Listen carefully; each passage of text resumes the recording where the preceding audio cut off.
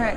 Well, let's talk about your start. I mean, you came out really strong. You had the first 5 or 6 shots of the game, and obviously that neutral zone turnover you forced from Merrimack that led to the first goal. So talk about your players' jump in the first 8 minutes or so. Well, you know what? They're a really good team. You got to tip your cap, and I know that they had a tough stretch before the break, and their coach Montgomery was not happy with them. So we expected them to come out guns a-blazing, and our whole point before the game was, we can't match their pace. We've got to try to set it. So I was happy with the way we came out. I thought that played a big part in the game. I thought that played a big part in the game. And then once the game settled in, you're in it, right? You're in it. Well, talk about regrouping in between the first and second period, because you had 2 power play opportunities that you weren't able to convert on, and then Denver got that lucky bounce to get that tying goal, and that could have been kind of a downer for a team like yours that struggled on the road. So how were you able to regroup from that? Yeah, you know what? I don't know that our guys know the difference between the road or at home. The record might not be great, but we've played some really good road games, and we've got a veteran team, we've got a resilient team, and we played a really hard schedule at the start of the season. So I feel like we've been battle tested, and I liked how we handled it. I thought that we didn't wilt. I thought that we bent, but we didn't break at times, and we had some really key plays. We didn't do a great job on the power plays early.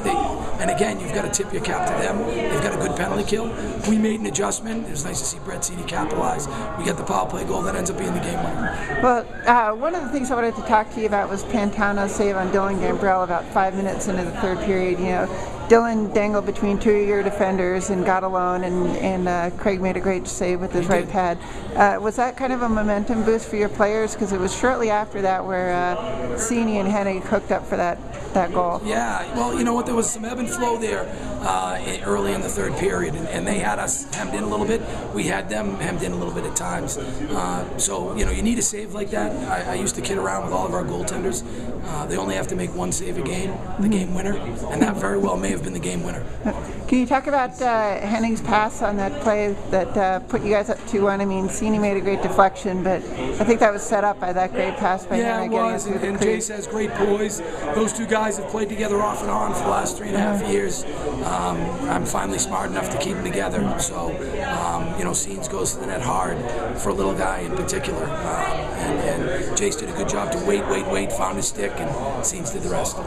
You had to make some pretty big saves down the stretch, too, especially after they got it within 3-2 on Mitchell's goal. So talk about the defensive strategy for the last minute and how you're able to get up the win. We have some guys that compete. Alfie Larson might not get a lot in terms of point production, but he does so much for us.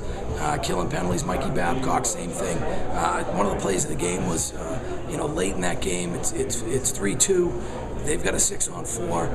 We're not running a little bit, but they've got good possession, and he had the presence of mind to hold his ground. Good stick, tipped it, ended up coming out of the zone, and then the clock ran out. That was huge for us. That was a huge play. Okay, thanks a lot, Coach. Good luck tomorrow.